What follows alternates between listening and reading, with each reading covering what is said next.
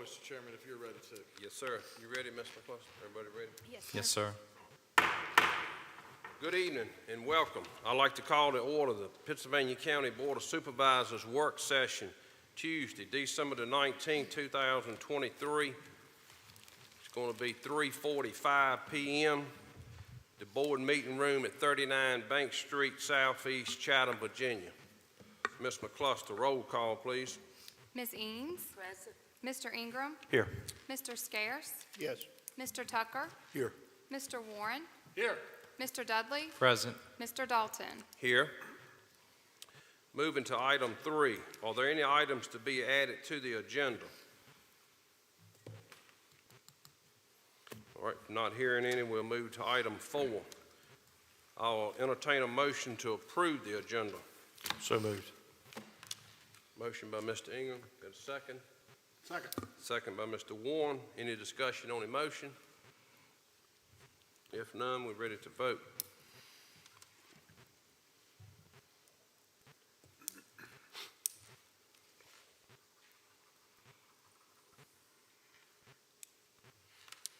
Get everything, Ms. McCluskey?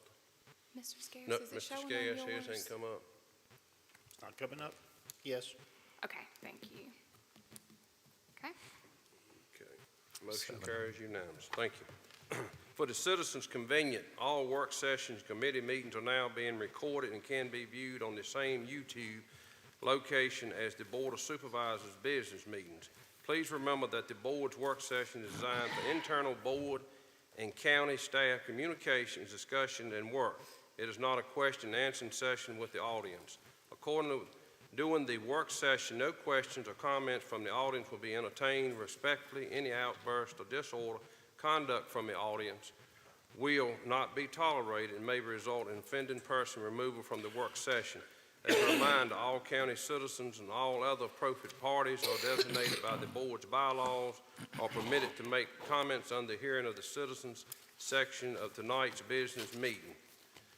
Moving to item 5A, presentations. That's going to be Ms. Vanderhyde, the 2023 Comprehensive Annual Finance Report. Mr. Chairman, if it pleases the board. I'm sorry, Yeah. Mr. Hunt. Let me change that. Ms. Vanderhyde, I'm going to move to the 6B for the jail presentation. Mr. Arnold, Mike Taylor, and I think Mr. Tony Bales here.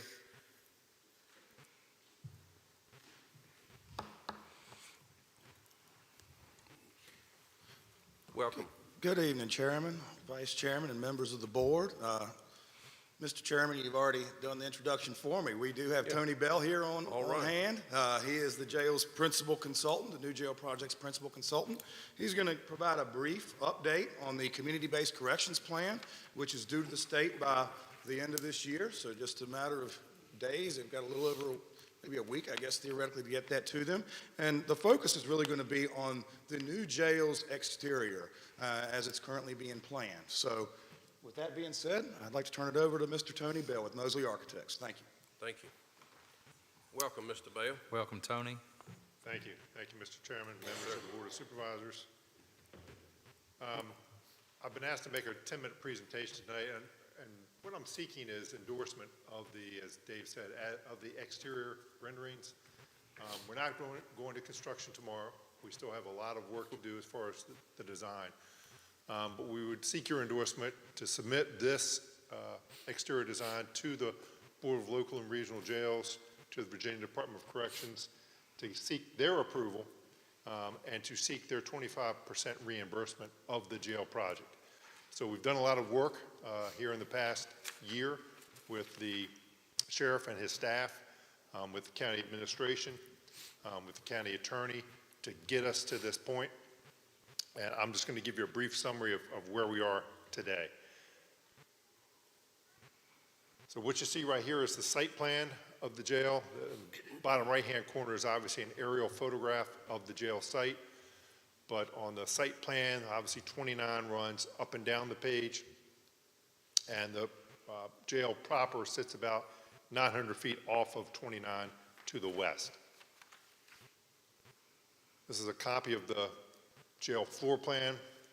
the way the jail is laid out, there are 8 different housing pods to the west side of the plan, that's at the top of the plan, and the administrative portions of the plan, the intake portions of the plan, the staff portions of the plan, all sit to the east side of the jail.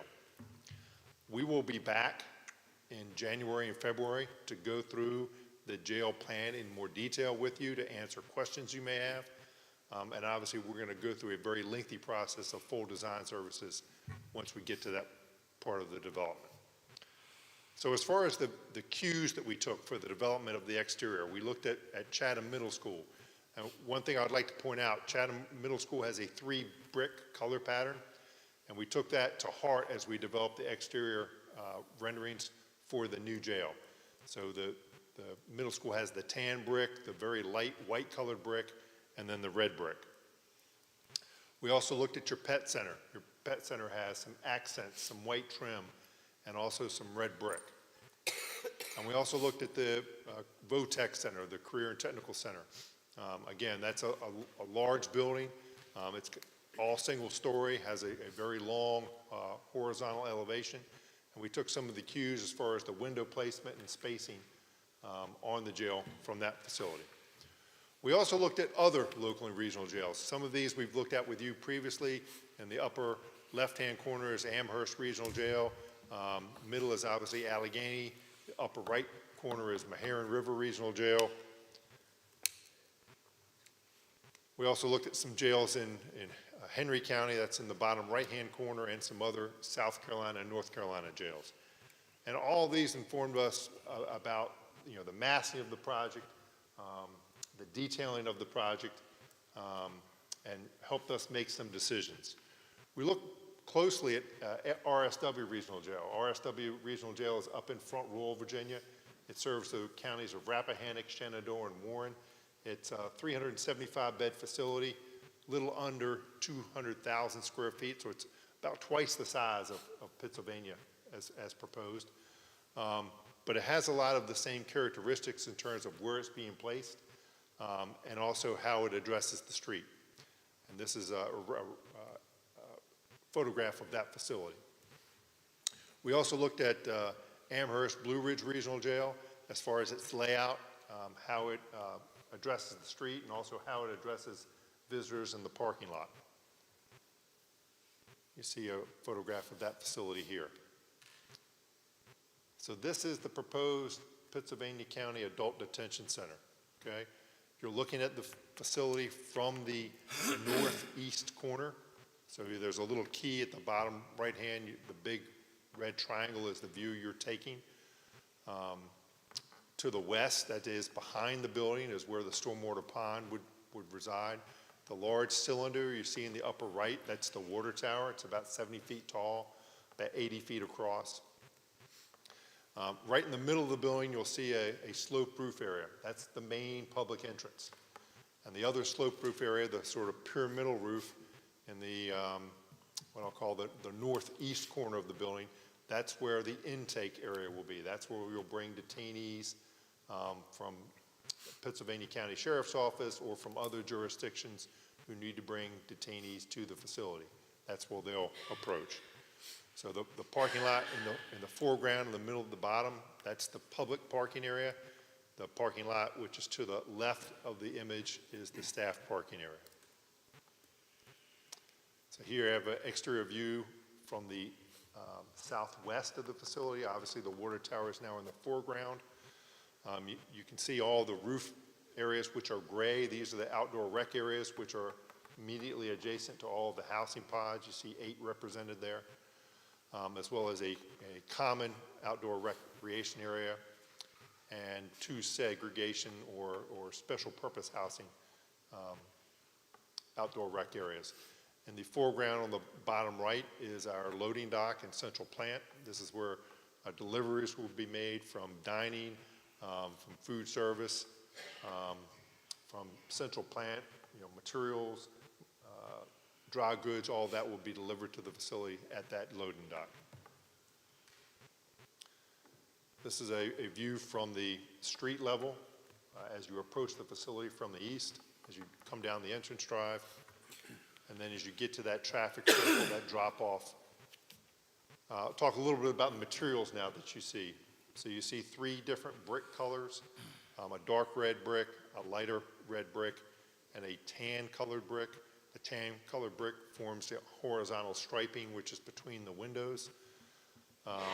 We have an entry element, an entry canopy here, which would enable citizens who are dropped off, maybe to visit detainees who are housed in the facility, or people conducting business at the facility, to have a place to shelter from the weather.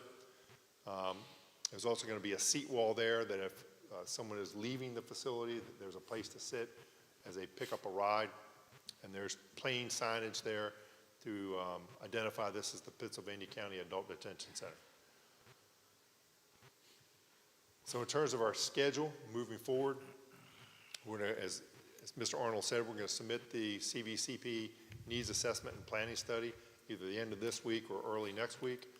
We're going to come back and visit with you to review the plans in greater detail if you've got questions, and seek your approval and specifically a resolution from you supporting the project that will then be given to the Virginia Department of Corrections and the Board of Local and Regional Jails. And that's a requirement for them to pass approval on the CVCP and seek that 25% reimbursement.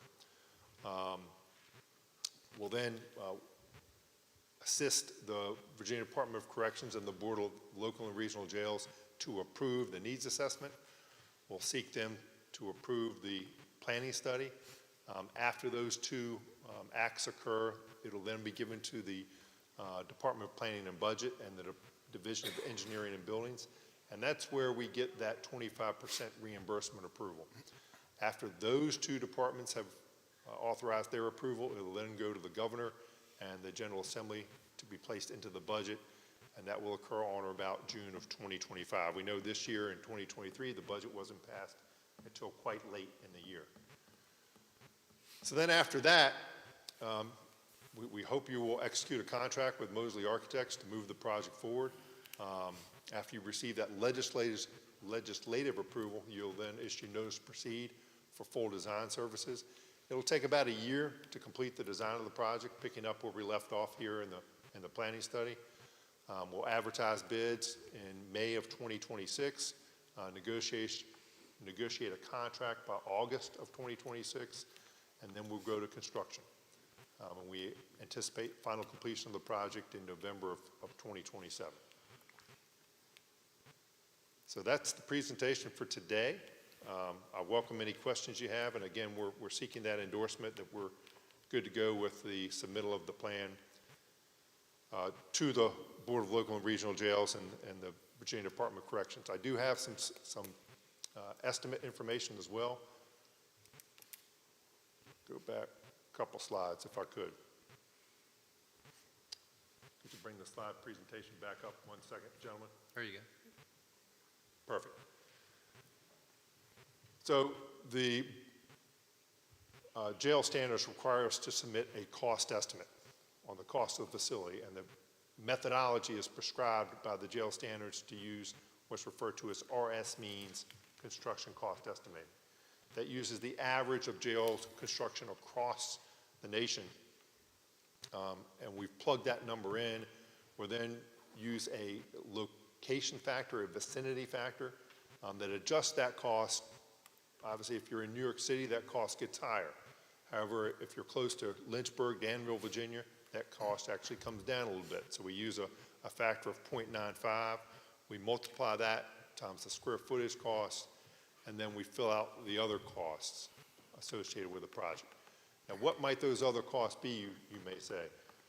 That's anything over and above what we would refer to as, quote, the standard jail. So what makes the Pennsylvania County project a little bit different than the standard jail? Well, the water tower for one. So we're seeking extra cost reimbursement on that. The turn lane. We don't have a site that already has a turn lane, so we're going to add the cost on that. The fact that we're sitting in the jail so far back from the road, we're going to ask the DOC for special reimbursement for that, basically 700 feet of access road. The pump station improvements that are going to serve the jail. And then lastly, the enclosed outdoor rec yards. So we're going to seek extra reimbursement for those to get the 25%. So when you add all those costs in,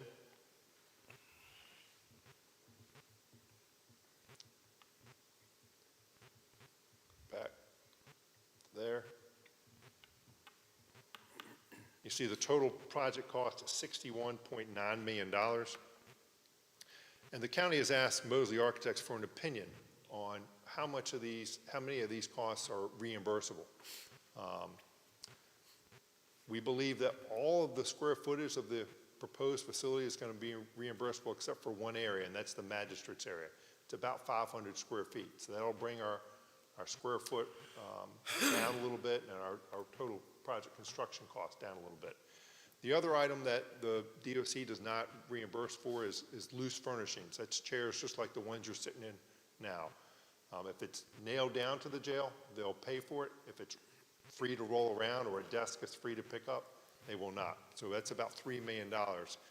So the delta between the 61.9 and the 59 even is the difference in those two costs. So we're going to be asking the DOC and the Board of Local and Regional Jails for a reimbursement of $15.4 million. That's 25% of the cost. But we anticipate being told 14.7 is what they're willing to award. So with that, Mr. Chairman, I'm open to any questions. Any questions for Mr. Bell? Mr. Chairman. Yes, sir, go ahead, Mr. Bell. Tony, thank you for being here today. Yes, sir. Based on the size of our lot between the jail and the parking lot, how much space is that going to take up? The jail itself is about 107,000 square feet, of which about 8,000 square feet are those enclosed outdoor rec yards. And then, the parking lot is an acre or two between the two parking areas. So all told, we're about 4 or 5 acres of area that we're actually placing either pavement or building on. You don't see any problem with putting it back as we were requesting? Not at all. I Okay. think that's actually a very wise move, and it leaves the front of the property for future development by the county for whatever function that they determine is best.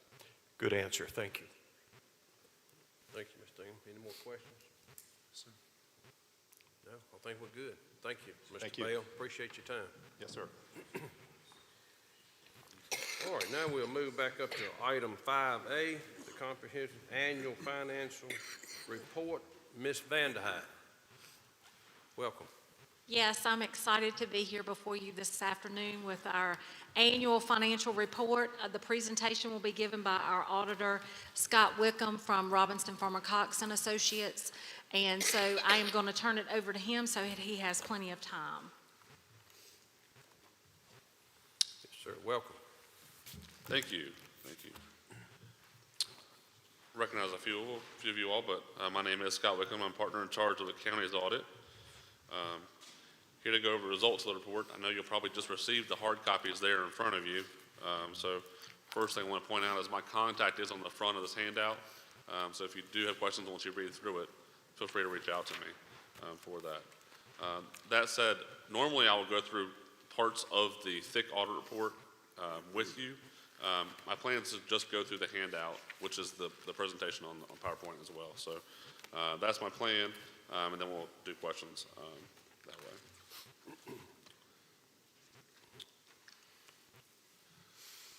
So overview of the entire audit report, which is 174 pages or so, and hot off the press, we finalized it and sent it to the state last week before the 12/15 deadline. So we made that deadline, which is quite challenging to do with all the current audit standards. So that's a credit to the staff for having the books ready on time to do that. Within the report, we have various reports and opinions we issue, the first being the independent auditor's report. The county has again received an unmodified opinion, which is a clean report. That means the financial statements are materially accurate. There is additional paragraph this year for SBITAs, I think it's GASB 96, which is subscription IT arrangements. So you all implemented that standard to be in compliance with current standards. But again, you all did receive an unmodified clean opinion. The next section I'd highlight in the report is the management's discussion and analysis. This is a good summary of the current year versus prior year at a high level, generated by the county staff, and provides a good summary for you to review. Exhibit 1 is the balance sheet, and it's on the full accrual basis of accounting. It encompasses all of the county assets, less all the county debt. So it's kind of big picture and includes all of the financial activity.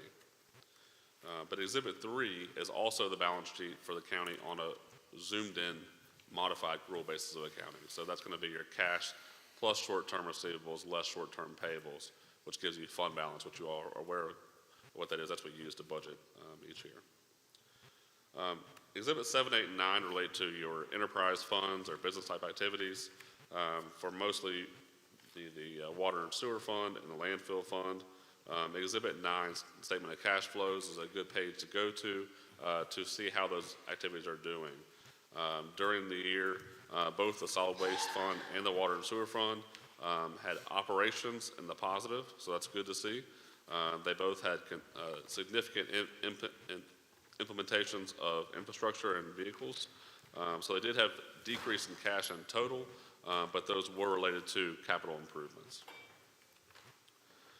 Other opinions in the report we also issue include the gas report, which is the report on internal controls and compliance. You all received a clean report there with no findings noted as well. And the final report is the Uniform Guidance Federal opinion. That report actually had a qualified opinion for the Workforce Board. Several years ago with the accounting changes, we advised the county staff and the Workforce Board that they needed to have a separate audit as well because of the amount of grants they have flowing through them and the detail of activity, that the county's responsibility is to make sure that those funds that are passed through the county are spent in accordance with requirements. And a separate Workforce Board audit would provide additional assurance of that. My understanding is that audit is scheduled for sometime next spring, but it should have been completed prior to this audit. So that opinion is qualified for the Workforce Board, but the other federal programs we tested, including the school board programs and the other programs, the ARPA with the county, were clean, good opinions. And then finally, we also issue, so yeah, as I mentioned, one qualified opinion on the federal programs. All other opinions are clean and good opinions. We also issue a separate letter of recommendations, and for the first time in a long time, the county is down to 1 page of recommendations. I've seen quite a few improvements in all the various departments. Social Services made a lot of strides in making compliance with a lot of things, so it's been good to see and very helpful to have all those proactive corrections happening. So. With that, I'll move over to some trend information. As I mentioned, Exhibit 1 of your financial statements is the government-wide, so that encompasses everything, all the county assets, all the county debts. You can see towards the middle of this page, the total net position, or the net worth, on that full accrual basis of accounting is broken into several categories. Net investment in capital assets of $77 million. That's items that are buildings and infrastructure and vehicles that are a little more difficult to sell, less the debt used to acquire those. Then you have restricted items, which are grants or donor items that are restricted for certain purposes. And then you have unrestricted, about $54 million that you all had to use at the end of the year. You can see the current ratio at just over 5, so the county has continually to improve and pretty strong there on the full accrual basis of accounting. A lot of times counties will look at the general fund as the main center for operations and kind of zoom in on the modified accrual basis of accounting. Here you have the 5-year trend of the general fund. This first page is the revenues. You can see that real estate taxes or property taxes have grown about 3% per year over the last 5 years. Overall total revenues have been about 5.25% per year over those 5 years. I kind of want to point out that right above that you'll see intergovernmental revenues, which are your state and federal funds. You'll see in 2022 you had almost $36 million of intergovernmental revenues. That was mostly due to ARPA funds that you all received. And I do expect to see a lot of state and federal funds declining. There were quite a lot of various funding is available out there due to COVID funding, and I do expect it to come back down a little bit. So you may be required to fund a little bit more based on your local taxes. The second page here is still on this modified accrual, Exhibit 5 of your financial report. The expenditures overall the operating expenditures have increased about 4.5% per year. So it is good to see that the revenues are outpacing the expenditures, which has led to the growth in fund balance that I'll get to in just a second. I want to point out that a few of the expenditure categories seem like they've jumped quite a bit. There are a few isolated items in this 2023 number. Your general government administration for 2023 includes about $1 million for your reassessment. So that's not a normal annual expense that you had this year. You also have additional expenses for treasurer's salaries and finance salaries, and then additional costs for IT expenses in that general government administration. You also see a significant increase to community development. There's a significant, about $1.4 million in there included for the Ringgold Rail Trail capital project. But across the bottom, you can see total expenses have increased a little less than 4% when you're factoring in debt.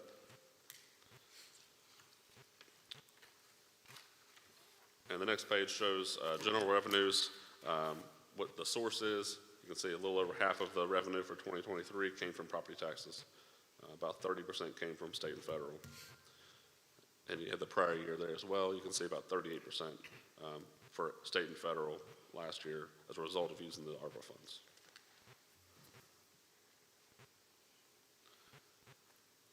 On the next page, you can see the county uses about 23% for education, about 28% for public safety, so on.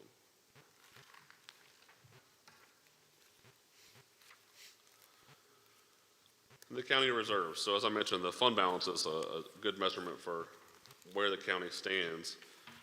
And you look at the total expenditures, less the contributions, so you're not double counting that. The county has about 32% fund balance as a percentage of operating expenditures. And a lot of your fund balance may be set aside for restricted items or for assigned for capital projects. So your unassigned fund balance is really your true measurement of what you have available for reserves. And at the end of June 2023, you will have about $36 million in unassigned fund balance. You can see that that has grown from about $20 million in 2019, but also your expenditures have grown. So your unassigned fund balance as a percentage of operating expenditures is just under 20%. GFOA recommends, as a general rule of thumb, 2 months, so 16.67%.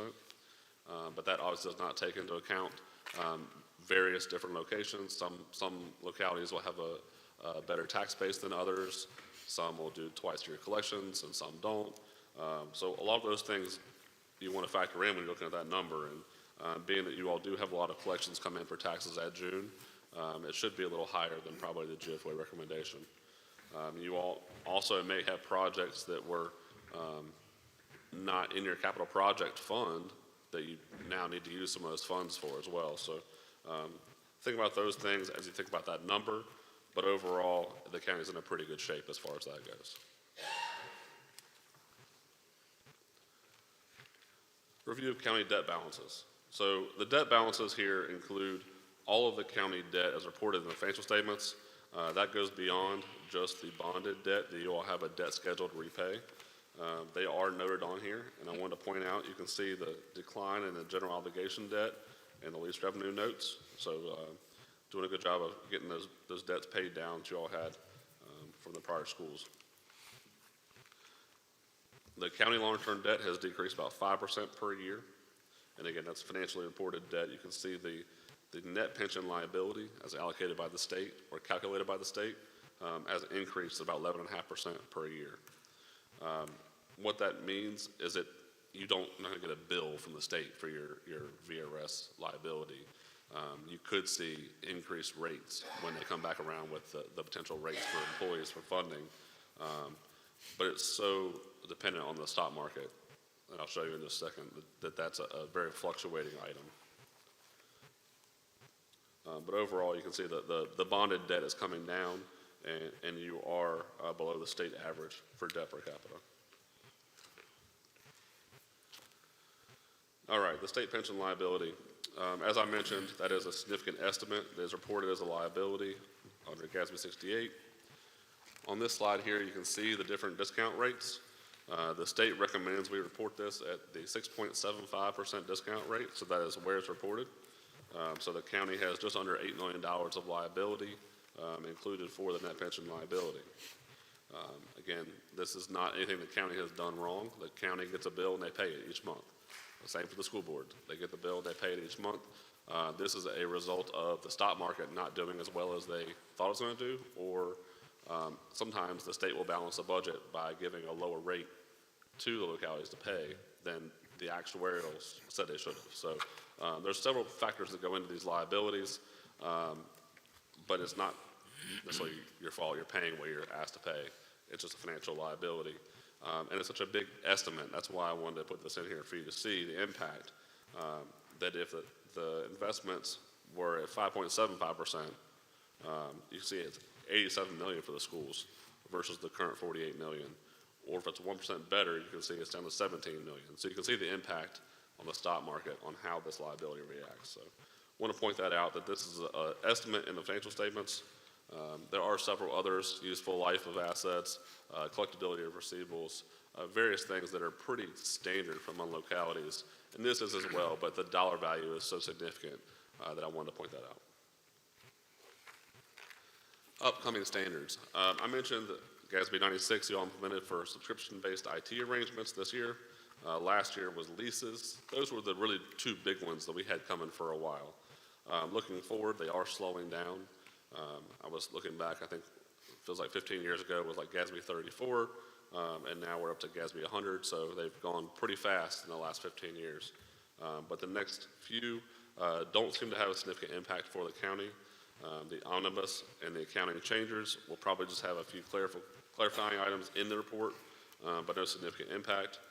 Compensated absences will have a little bit of an impact on the calculation for sick leave for the county, but it will be a small increase to the liability and more of a change in how that calculation is done manually, but not a super significant impact for you all. So overall, the audit process went really well. All the county departments did a great job of uploading its files or having the files on site when we were here. The only significant item we noted is the workforce board should have a separate audit. Aside from that, the county is in good shape financially.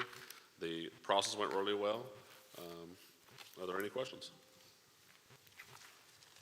Any questions from any board members on our finance report?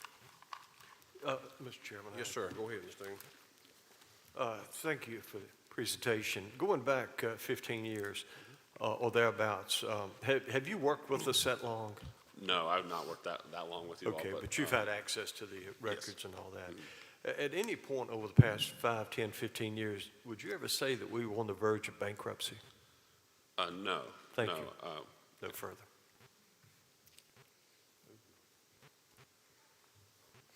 All right, Mr. Ingram, any more questions? If not, thank you for your time. Appreciate that. Thank you all. Good presentation. Thank you all. We're going to move to item 6A, the jail reimbursement resolution, and this is Ms. Van der Heide again. So as we start this jail project, it's going to be a multi-year project, as you all well know. We've been talking jail for years and years and years, and I was so excited to have Tony here this afternoon to go through some of what the jail's going to look like and that kind of thing. And even today, I saw new figures as far as estimates and that kind of thing. So tonight, what you all are going to do is you're going to pass a jail reimbursement resolution. And basically what this resolution allows for you to do is to incur expenses now that when we actually finance the project, we can reimburse ourselves for those costs. So in doing that tonight, we can go back as much as 60 days prior to today and then moving forward. And the way things will work, just the process as we go forward, that community-based corrections plan is due into the state by the end of this month. They have 1 year to review that, to know if we're going to get that 25% reimbursement or not. And then it's placed in the state's budget. That is 25% of the cost. We are praying that we are going to get that. Mosley, I don't think, has ever not gotten that, so we are hopeful that we will be successful as well. But we will have to borrow the entire amount of that project. Now, of course, they're saying it's $61 million. And I spoke with the people at Henry County. They just recently did the very same thing. And what you do is you do a grant anticipation note, and it will be a short window on that payback. So it'll be 3 years. And they just recently paid that portion off when the state paid them. So it's not like a drawdown like we do most grants. The state will not give us that reimbursement till the very end when everything's said and done. And when we get that money, we will just pay off that note. So really, you're only looking at about $47 million if you take into account what was up there. What is listed in your reimbursement resolution was the full amount that I had at the time we issued this, which was $55 million. And you're never going to spend $55 million before we borrow money, because we wouldn't have $55 million to do that with. But it was just as a protection that we're going to be reimbursed for anything that we spend 60 days prior or anything forward until we actually secure that financing. And that'll be our first draw. We did the very same thing when we did the VRA loan, the Virginia Resources Authority, for our landfill. You all passed a reimbursement resolution, and the very first drawdown that we made was to pay ourselves back. So that way we're not held up. Mosley can go ahead and start with design work. Design work will probably occur somewhere in FY26, and we'll probably secure financing in FY27. So at that time, we would be able to pay ourselves back. But with that, I will entertain any questions that you might have on that resolution. Any questions from Ms. Vanderheim? I just have one, Mr. Chairman. Go ahead, Mr. Moore. Once you borrow the money, it will work similar to a home construction loan. You're only going to pay interest on what you've used and paid out until you've used it all up. Is that correct?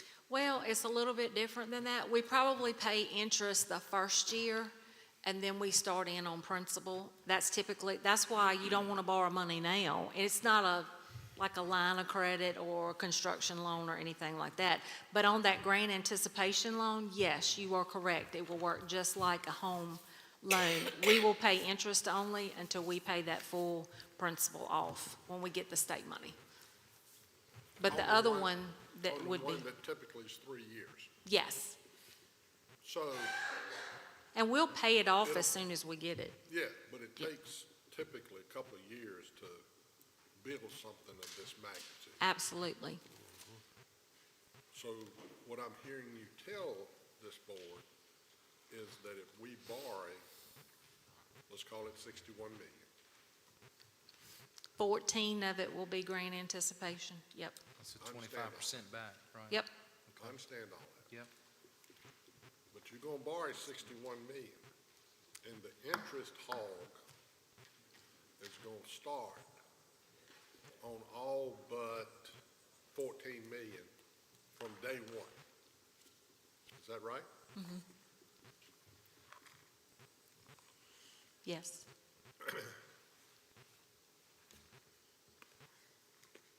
Any other questions? Is that a fixed rate? Typically it is, yes. Or it's, you will have a true-in rate, which is what you're going to pay over the life of it, and it's different coupons throughout.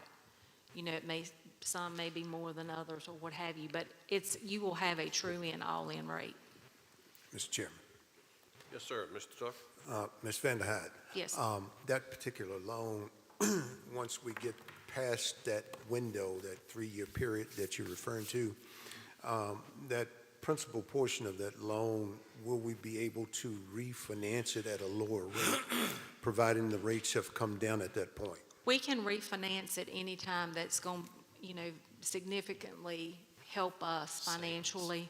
That's why we have our financial advisors. They make sure they're reviewing that at regular intervals so that, and we've refinanced before to get a better return on our investment.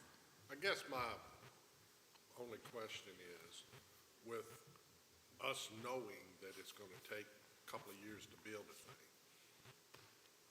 it's just a hard pill for me to sit here and swallow. I mean, we gotta do it, but hard pill to swallow that you're gonna pay on, let's just call it 50 million on interest, when you may only, it may be 6, 8 months before you spend a dime. Well, that's why we're waiting until 27 to even borrow it. I understand. So, But- we will be into construction when we are borrowing these funds. That's why this resolution is so important to us, because that way, we are using the money and getting there. But yes, We don't have a choice, but I'm just, and the scheduled date, and this could change, would be the end of, it will be in FY '28, December of '27, is right now is the estimated date of final construction. Ms. Dawn. Yes, sir, Mr. Tucker. Ms. Van der Haat, Yes. just for clarity, and I may have been daydreaming, this will be simple interest, correct? A simple interest loan versus, Oh, not exactly. I can show you in more detail how that'll work, but Okay. it's usually different interest rates that are compounded into the amortization schedule. And then they show us what that true rate is. right. So it's not as simple interest, no. this is coming, excuse me, Mr. Tucker. Yes, sir. You done? You done? Yeah. No, I just wanted to share, yes, I would like to take a look at that because I do understand the amortization of a loan. Okay. And, just to tell you all, PFM, they're doing some debt analysis for us, and they're going to be sharing at our retreat. They're the experts on all of that. So I will definitely defer to them to answer any questions that I can't answer. That's why we have them. They're wonderful. And I can show you one of our amortization schedules and how it works. No, that would be great because it provides an opportunity to save the taxpayer some money if we approach it, kind of smartly. I mean, Thank you, Mr. Tucker. Mr. Moore. 5% on $60 million, that's $3 million. That's $3 million $3 bucks million, any way you that's right. shake it. A lot of money. And we can only pray that interest rates may come down before we have to do that. And that's the other thing that strategically, I've been working with PFM to determine what is the best time frame for us to borrow these funds, because they're going to try to save us as much money as possible. So this is a loan. Is there option available to the county to issue bonds? Well, the only way you can do like general obligation bonds is a referendum. And so, that's the way that works. So, I But would, we got time. to do a referendum I mean, if you wanted to do it, you're not talking about getting money to, for jail. I'm just trying. I don't know. I'm just trying to look at Maybe in a avenues. different locality. Well, we got, Sheriff Taylor's the best politician in the county. He ought to be able to sell it. True, very true. You ought to have him money He can by raise that himself. Mr. Tucker, go ahead. Yes, ma'am. Ms. Van der Haat, I'm with Mr. Warren, obviously when you start talking about borrowing that type of money, it gives us all heartburn, okay? My question is, I understand we have to do it. What is the window that we're working within? Because the Federal Reserve has signaled that they're going to be reducing the rates maybe 2-3 times next year. So I'd like to know kind of what So window FY are we- '27 is where we're looking at financing currently. Okay. So, we got some time. We're just now working on the FY '25 budget. And so we'll be, steadily looking at those rates to determine what we need to do. So We're not going out tomorrow and borrowing money. Not a wise thing to do. This is just to make sure we're covered when we do finance. Prep work. That's all we're doing here tonight. Thank you, Ms. Van der Heide. And let me just go back here. I just want to give you a shout out and your staff in order to get a clean audit such as we just received a little bit ago. Thank you so much for your hard work and dedication. Thank you very much. Thank you very much. I'd like to echo that. Thank you, Kim. Great job. Thank you, Kim. I would too. All right, any other Thank you, questions? Mr. Ingram. Any more questions? Any more comments? No, sir. I love engagement. Thank you. Thank you, Ms. Van der Heide. Thank you. All right, we're moving to 6C, Pennsylvania County Code, Chapter 18, the subdivision revisions review. Ms. Ragsdale, welcome. So, that's loud. Last month at the business meeting, I brought before subdivision ordinance changes to you all. So we tabled it at that meeting, so we just wanted to go over them and kind of compare them to the RPD revisions that were made to highlight the need for these revisions and why staff is proposing them, and give you the opportunity to ask any questions that you may have, and staff provide some clarification. So under Pennsylvania County Code Chapter 18, which is a standalone chapter in the Pennsylvania County Code, separate from Chapter 35, which is the zoning ordinance. A subdivision is defined as the division of any lot, parcel, or tract of land into 4 or more parts for each the purpose of transfer ownership or building development. So what that means is, since the adoption of the subdivision ordinance, if any parent parcel is cut 3 times, creating 4 lots, that triggers the subdivision ordinance. So that is for what most people consider a true subdivision if you buy a piece of property and cut it up into 30 lots, or you have just cut off tracts of land for individual home sites over the last, say, 20 years. Both would be considered subdivisions. So this is a little hard to see on the screen, and I apologize for that. So I will read through it. You can see on the left, you have this Chapter 35 zoning ordinance. These are the RPD regulations that were changes that were adopted in August of this year. And on the right, you have Chapter 18 subdivision ordinance regulations as they currently stand. So as you can see, the minimum lot size in RPD, we added language that approved for smaller lot sizes if it was approved by the Board of Supervisors as part of a rezoning process. If it is not approved as part of a rezoning process, it falls back to the R1 lot sizes, which is a standard 20,000 square feet if it doesn't have public water or sewer, 15,000 square feet if it has public water or public sewer, and then 10,000 square feet if it has access to both public water and sewer.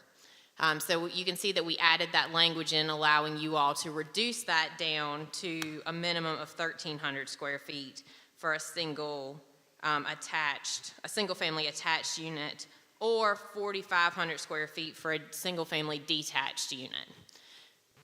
As you can see, the subdivision ordinance only allows public lot sizes to be reduced to 10,000 square feet if they have access to both public water and sewer.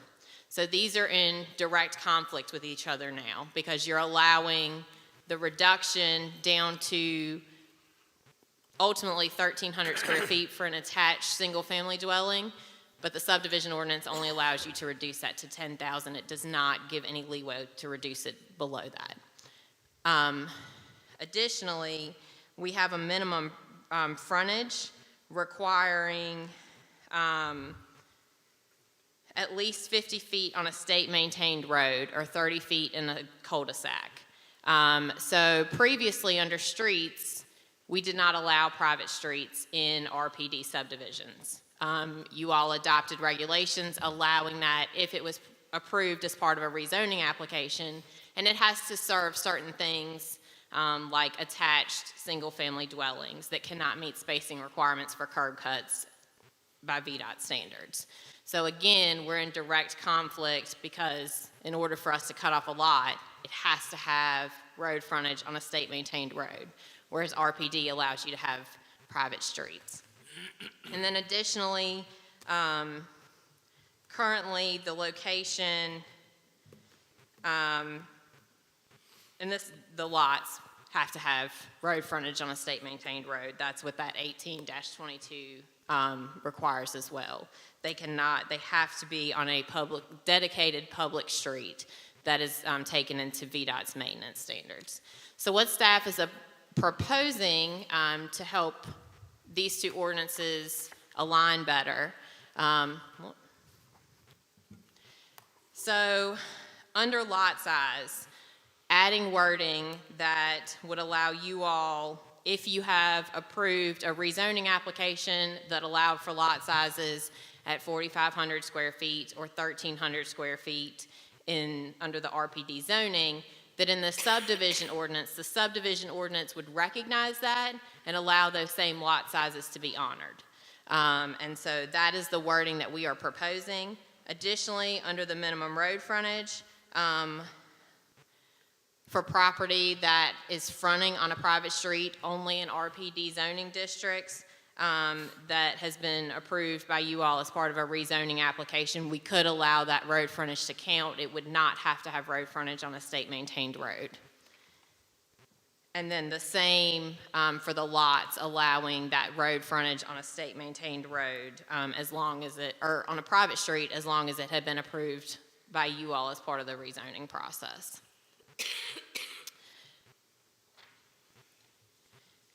Then under the minimum yard standard, so for front setbacks,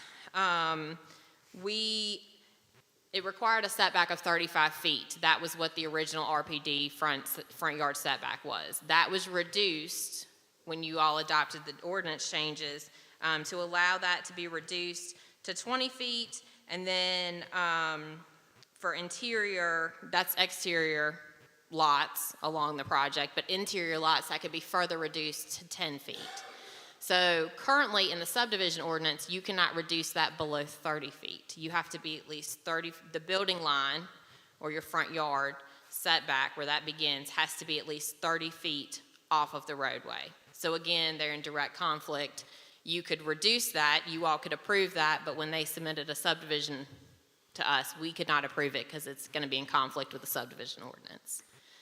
So we are proposing to add language similar to what we've added in the other sections that says basically you could overlook this requirement as long as it was approved by you all as part of a rezoning application to reduce that to either 20 or 10 depending on where the lot was in the project. Some additional proposed changes. So blocks, we have set links for streets, blocks, et cetera, in the subdivision ordinance. Reducing that for RPDs just to allow some of these attached townhomes to have private, or townhomes which are single-family attached dwellings, to have private streets, not have to have extremely long private streets. We could reduce that to only what is needed to serve those homes.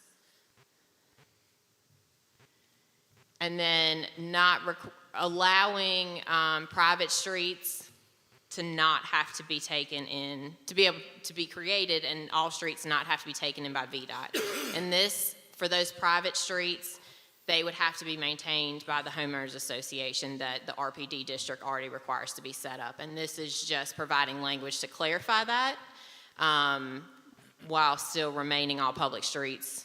That is still required to be taken in by VDOT and built to their standards. So why do we need these changes? So in the world of codes and ordinances, the most restrictive is going to supersede. So if you all approve a rezoning, you approve a site plan, you have approved them to reduce the lot sizes, you've approved them to reduce setbacks, that means nothing if the subdivision ordinance does not allow that as well. So even though you all have approved that project to move forward, it completely halts when they submit a subdivision plat to my office, because right now they could never meet the requirements of the subdivision ordinance. So that development would never be allowed to move forward because I could never sign off on a subdivision plat allowing that property to be cut up so that they can continue with development. So if we don't make these changes, then the changes we made to RPD are irrelevant. So that's it. If you all have any questions, I'll be happy to answer them or provide clarification. Any questions, Ms. Ragsdale? Mr. Chairman, Mr. I Ingham, did. go ahead. Yes, sir. Emily, thank you for that explanation. I sure needed it. But this all came about because of your diligence in looking at the conflict in the ordinance, correct? Yes, And and you we knew that it was going to be a conflict when we first started having conversations with the Axon developers. But then once those, we did not want to bring them all at the same time because then things tend to get diluted and there's more confusion. So we wanted to make sure that we got one thing approved and then come back and clean everything else up after that. So that's why they're coming to you at two separate times. But we did know in the beginning that we would have these conflicting ordinances that did need to be changed. Okay, thank you. Thank you, Mr. Ingham. Any more questions for Ms. Ragsdale? I have one, Emily. I don't understand in the Ringo, the subdivision that come there, with this new changes, are the Board of Supervisors going to know about all of these subdivisions and things? Are they going to be enlightened to it? Because that subdivision that come down at Ringo, I rode by and that's the first I knew about it. Nothing was advertised or anything. And they've got 3 or 4 homes down there now as subdivision. And I don't understand how with this ordinance and nothing come before the supervisors, I wasn't even aware of it, but yet somebody permitted them to do that. So subdivisions are an administrative approval. So what that means is I have the ability to approve that administratively, and it does not have to come back before the board. We get probably 5 plats a day in my office, and at least one of those is a subdivision plat. And so you can imagine if I'm coming to you every month and bringing 30 subdivision plats for you all to have to approve. The board at the time did not want that responsibility. So when the subdivision ordinance was adopted, it was made an administrative approval. So my office reviews those, and we ensure that it meets all the standards set forth in the subdivision ordinance, which was adopted by the board. You all could at any time choose to take that administrative right away, and then at that time it would have to come back to the board. Right now, the only time those subdivisions come before the board is if it's a rezoning application. So if they are rezoning to RPD, that will always come before you all. Even RPD, if they're making substantial changes to their site plan and their layout, that will come back before you all, so you all would have the ability to review it and either approve or deny it. But as far as standard subdivisions, this one I believe is either R1 or A1. I don't remember off the top of my head, but they meet all the requirements for the lot size, the road frontage, all of those requirements. So we sign off on them administratively. The health department reviews it for soil work to make sure that all the lots perk. And then VDOT signs off for access on and off of a state-maintained road. So those agencies all review it, but it does not come back to the board. Is it some way you can contact the supervisor when it's coming? Like if it comes across your desk, can you enlighten the supervisor that this is going to take place where they'll be aware? Because citizens approached me about it and I knew nothing about it. We could potentially create a list that we send out in the Friday update, but that would just be a general list of all subdivision plats that we had reviewed. And like I said, that number can get kind of high because they're not all true subdivisions. Some of them are just large tracts of land that have been cut up 3 and 4 times, and they're cutting off another single lot. But because it's been cut 3 times, creating the 4th lot, it triggers the subdivision ordinance. So if there's a standard that you all would like to set, how many lots are being created, and we notify you, we'll be happy to do that. You could get a chart in the Friday update by district with some threshold about what you report to them. I don't think that'd be hard. I think that's a good idea.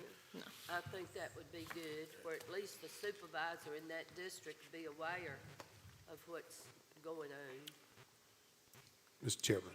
Yes, sir, Mr. Tucker. Thank you, Ms. Ragsdale. I heard somewhere along the way, sometimes you ask questions not for your benefit, but someone in the room may have wanted to ask the question, and it never gets on the table until you ask it. Now, my understanding is we have to pass this change in order for the Axton project to proceed. Is that correct? That's correct. Okay. Thank you. Thank you, Mr. Tucker. Any more questions, comments from Ms. Ragsdale? We good. Thank you. Appreciate it. Thank you, Emily. Moving to item 7, business meeting discussion. Mr. Hunt, do we have anything, any discussion for business? No, sir. We Okay. plan to just add that motion from the Finance Committee onto the business meeting, and we're in the process of getting it typed up nicely so we can understand it tonight. Okay. Sounds good. Thank you. Moving to item 8, closed session. Mr. Hunt, will you read us into closed session?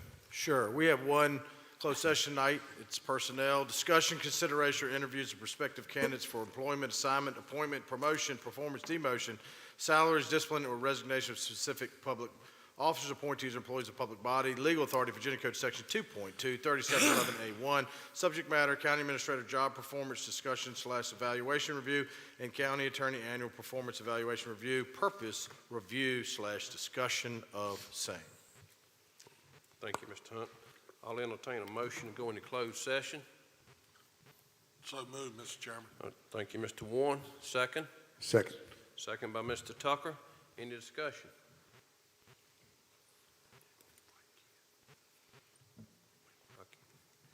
All right, if not, we ready to vote?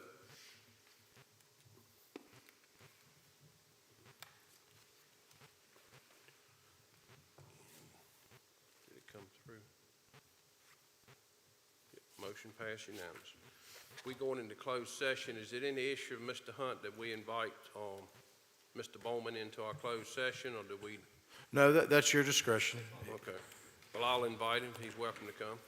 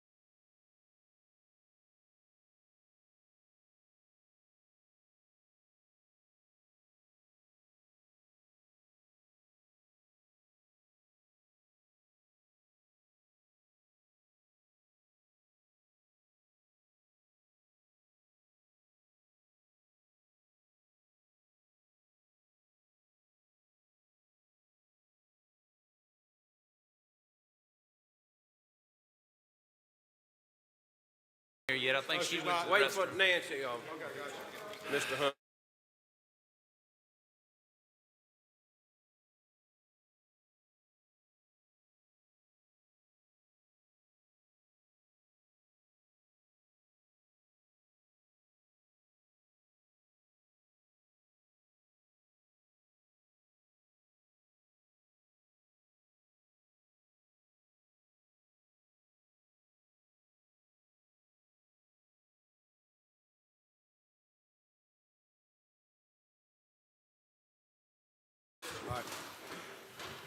Mr. Chairman, I will now certify the work session in preparation for tonight's business meeting.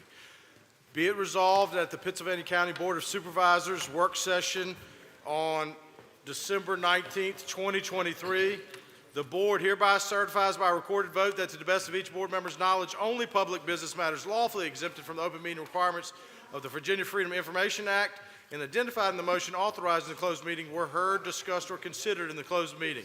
If any board member believes that there was a departure from the requirements of the Act, he shall so state prior to the vote indicating the substance of the departure. The statement shall be recorded in the board's minutes. I will now do roll call. Mrs. Eanes. Present. Mr. Ingram. Yes. Mr. Scares. Yes. Mr. Tucker. Yes. Mr. Warren.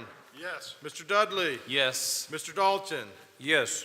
The meeting closed session is now certified, and now it's appropriate to adjourn the work session, Mr. Chairman. Thank you, Mr. Hunt. Meeting's adjourned. Thank you, sir.